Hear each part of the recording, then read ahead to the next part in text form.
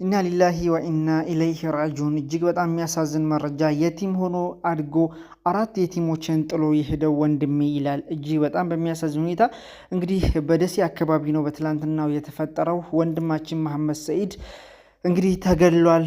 ገዳዩ ደግሞ ይህ ግለሰብ ነው የምትመለከቱት። የህግ አካል ነኝ የሚለው አካል ነው። ለምንድን እንደገደለው ምንድነው የተፈጠረው በጋራ እንመለከታለን። መሐመድ ሰኢድስ ማን ነው የሚለውን በጋራ እንመልከት። እጅግ በጣም ያሳዝናል። ኢና ሊላሂ ወኢና ኢለይሂ ራጂዑን። እኛም የአላህ ነን ወደ እርሱም ተመላሽ ነን። ሁላችሁም ዱዓ እያደረጋችሁ ይህንን መረጃ ስሙት፣ ለብዙዎች ተደራሽ እናድርገው። ይህ ስርዓት አልበኝነት እስከ መቼ ድረስ? ሹፌር መሐመድ ሰኢድ የአክስቴ ልጅ ወንድሜ ነው።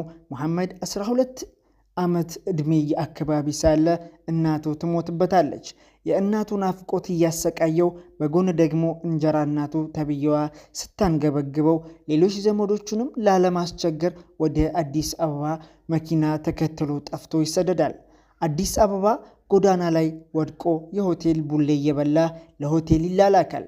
ታማኝነቱ፣ ስነ ምግባሩና ታሪኩ የሆቴሎች ባለቤቶችን ይማርካቸውና የሆቴሉ ባለቤት ዋስ ሆኖት ሃይገር ባስ ረዳትነት ያስገባዋል። ትምህርቱን በጎን እየተማረ ረዳትነት እየሰራ መንጃ ፍቃድ ያወጣና ሹፌር ይሆናል። መሐመድ ሰኢድ ባለው ታማኝነት መኪናም ተሰጥቶት በሹፍርና እያገለገለ ደረቅ ዳቦ እየበላ በቆጠባት ገንዘብ ከሌላ ሰው ጋር በሽርክና ሆኖ ያገለገለች መኪና በጋራ ይገዛሉ። መሐመድ በገንዘብ አጠቃቀም ለበርካታ ሰዎች አርአያ ነው። ይህ የቲም ጠንካራ ልጅ ስለነበር መኪናውን ሽርካም ድርሻውን ይገዛውና መኪናውን ለብቻ ይጠቀልላታል። ከብዙ ሽቅል በኋላ ያችን መኪና ሽጦ አዲስ መኪና ገዝቶ የራሱን ሃይሩፍ መኪና ራሱ እየነዳ ቤት ንብረት ያፈራል። አግብቶም 4 ልጆቹን ይወልዳል። ያለምንም አጋሽ ከጎዳና ተነስቶ ራሱን ለደረጃ ያበቃ መሆኑን እኔ ያክስቱ ልጅ ምስክሩ ነኝ። ትላንት ከደሴ ከተማ ምዕራብ ወረዳ በሃይሩፍ መኪናውን ህዝብ ጭኖ እየተጓዘ ያሉ ከቀኑ 6 ሰዓት ላይ ደሴ ዙሪያ ዳባ በተለምዶ የትራፊኮች መቀመጫ የሚባለው አካባቢ የቀድሞ የጸጥታ አካል መለዮ የለበሱ ታጣቂ ኬላ ያልሆነ አካባቢ ላይ መኪናውን አቁም ይለዋል። መኪናውን እያቆመለት ሳለ ይህ ታጣቂ የመኪናውን ጎማ በጥይት ይመታዋል። የመኪናውን በር አስከፍቶ የተሳፋሪዎችንም ስማርት ስልክና የሹፌሮች ስልክ ይቀማቸውና ከአስፋልት ፈንጠር ብሎ ደግሞ እንዴት መኪና አታቁምም ብሎ በያዘው ክላሽ አንገቱ ስር ደረቱ ላይ አነጣጥሮ አስተዋዩን እና ትንሹን ወንድሜን ገደለው። ለፍትህ ያሉ የጸጥታ አካላቶች ወዲያውኑ ታጥቀው ወደ ሸሸበት አካባቢ አሳ ገብተው በጂፒኤስ በመታገዝ ይህ ነፍስ በላ 10 ሰዓት ላይ ከዘረፋቸው ሞባይሎች ጋር እጅ ከፍንጅ ተያዘ። አሳ ላይ ተሰማርታችሁ የወንድሜን ገዳይ እጅ ከፍንጅ የያዛችሁት የጸጥታ ኃይሎች በእጅጉ እናመሰግናለን። መሐመድ ሰኢድ በስነ ምግባሩ እጅግ የተመሰገነ አርአያ ሹፌር እንደነበር ሹፌሩ ጓደኞቹና ተሳፋሪዎች ይመሰክራሉ። የመሐመድ ሰኢድን ጥንካሬ የምትረዳው ደግሞ በጎዳና ላይ በወደቀበት ዘመን እንኳን ለየትኛውም አይነት ሱስ ያልተንበረከከ ብርቱ ልጅ መሆኑ ነው። መሐመድ ሰኢድ በስነ ምግባሩ እጅግ መስጉን ቢሆንም ነገር ግን ወንድሜ ቆምኩልህ አይደል እንዴ ብሎ እየተማጸነው እንኳን በስርዓት አልበኛ ባለጌ ታጣቂ ምክንያት የቲም ሆኖ በእንግልት ያደገው መሐመድ ሰኢድ 4 ልጆቹን ጥሎ ሄደ። ኢና ሊላሂ ወኢና ኢለይሂ ራጂዑን። በየቲምነት ተንገላቶ ያደገው ትንሽ ወንድሜ አላህ ይዘንለት ይላል። ኢና ሊላሂ ወኢና ኢለይሂ ራጂዑን። እጅግ በጣም የሚያሳዝን መረጃ ነው እንግዲህ የሰማችሁት። በዚሁ በደሴ አካባቢ ነው በትላንትናው ዕለት የተፈጠረው። የቲም ሆኖ አድጎ 4 የቲሞችን ጥሎ የሄደው ወንድሜ ይላል። መሐመድ ሰኢድ የደረሰበት ግፍ እንግዲህ በታጠቀ ኃይል የህግ አካል ነኝ በሚል ሰው ነው እንግዲህ ይህ በጣም በሚያሳዝን ሁኔታ እንደተመለከታችሁት ማለት ነው እንደሰማችሁት።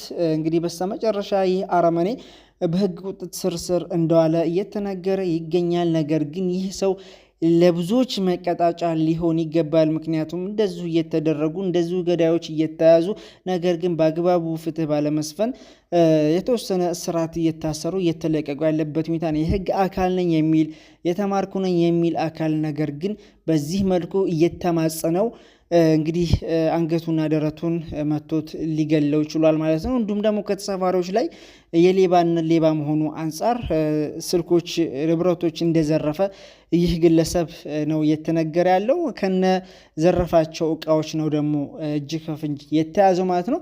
እጅግ በጣም በሚያሳዝን ሁኔታ ወንድማችንን ሊገለው ችሏል። እንግዲህ ከደሴ ወደ ከለላ ነው መሰለኝ ከለላ የሚባለው ወደዛ ሲሄድ ነው።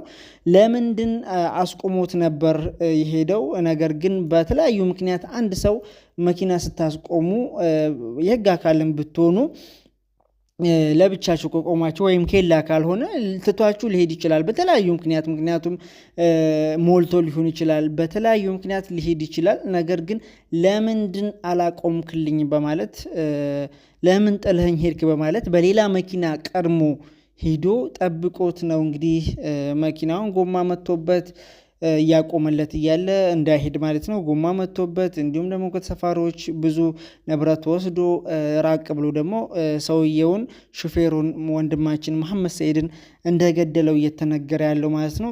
እጅግ በጣም ልብ ይነካል። ለቤተሰቦቹ እንዲሁም ደግሞ ለልጆቹ አላህ ሶብርን ይለግሳቸው ለማለት እወዳለሁ። በጣም ከባድ ነው። በየቲምነት እንግዲህ አድርጎ ይህንን ሁሉ መከራ ሰቆቃ ዱንያ ፈትኖት እዚህ ደረጃ ደርሶ ነበር። በስተ መጨረሻ እንግዲህ ወደ የማይቀረው አኬራ ሄዷል።